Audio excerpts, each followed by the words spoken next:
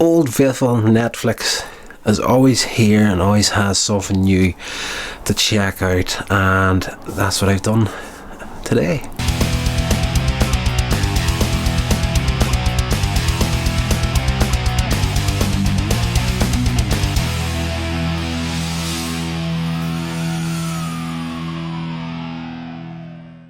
Legends, welcome along to a new episode. This is Coins Age Media reviews, vlogs, a fat middle-aged idiot talking nonsense at the best of times, and yes, doing it on the internet for you good people. This little movie I checked out was a Netflix original. It's called The Influence, literally just out here in the UK version of Netflix.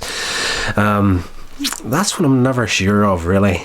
You know, you've got the UK Netflix, you've got the US Netflix. You know, they're kind of different in different regions, and I'm kind of wondering, does, you know, a lot of the Netflix originals just drop on all the versions of Netflix at the same time, or is there a bit of a gap between them? Not sure, but it does say here 2019 this was made, and it's the story of the quick synopsis that it gives. After moving back to her family home to care for her dying mother, a nurse haunted by her childhood memories must struggle with an evil force in the house. Basically, what I was expecting from this movie did deliver on it, but a little bit different than what I was expecting. A lot of actors in here that I'm not familiar with, really. A lot of Spanish actors, Spanish made movie. It's good. It's good. I'm not going to really destroy this one for you, but this nurse and her husband and her daughter move back to the family home.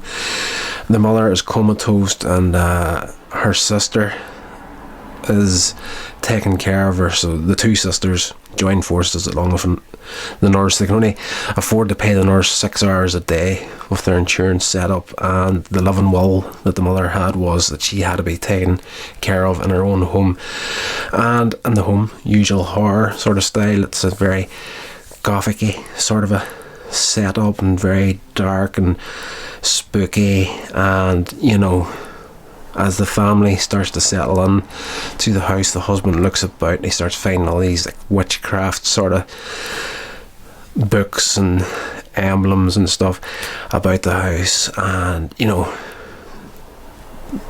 the two sisters did say that their mother was into witchcraft, and then throughout the movie, like, there's no real shocks to where this is going, but it does give you the background on how the mother turned to witchcraft in the first place, what she did whenever she got there and started screwing up her family's lives while they were growing up, while the two sisters were young, what she did to them.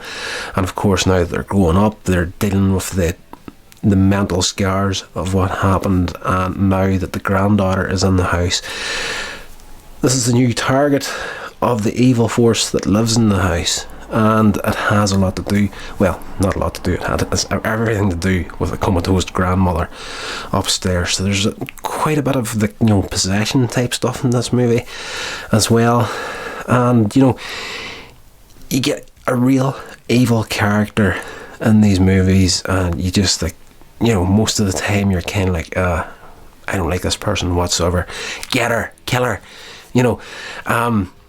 By the end of the movie, even though she's evil through and through, when you start to find out what happened, what turned her towards witchcraft and devil worship in the first place, you kind of start to feel a little bit of, you know, I kind of do feel sorry for this woman in a way, but by the end of the film, you're kind of like, oh gosh, she just needs to die and be done with it. The movie is incredibly well shot and very well acted. Like, everybody else was in top form in this movie. Like the locations, you know, the camera work, everything in it.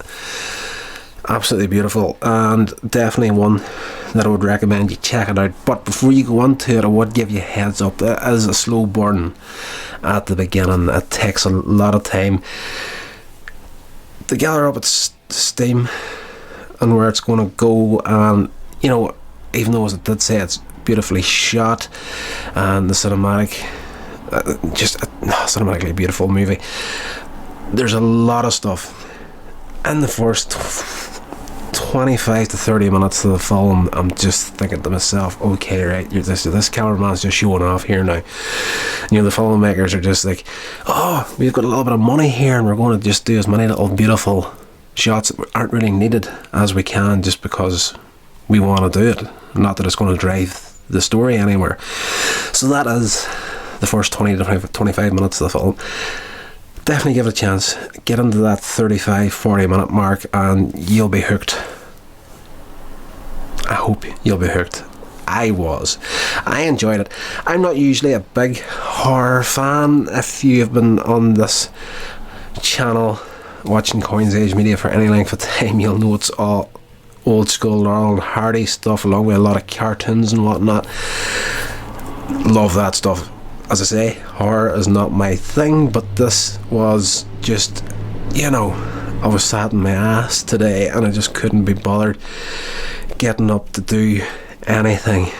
And when I say get up to do anything, what I did have to do today was get a few more reviews of He-Man and the Masters of the Universe done for the channel, because I haven't done that in over a week now, and that's the one thing that I should really be concentrating on at the minute. But that meant getting up, walking across, putting the DVD in the DVD player, and I was just in one of those moods where I cannot be bothered to even breathe at the minute. But thankfully the remote control for Netflix was right beside me, so I did that and we watched The Influence, and it was alright, it was good. Check it out, it's not a waste of time whatsoever.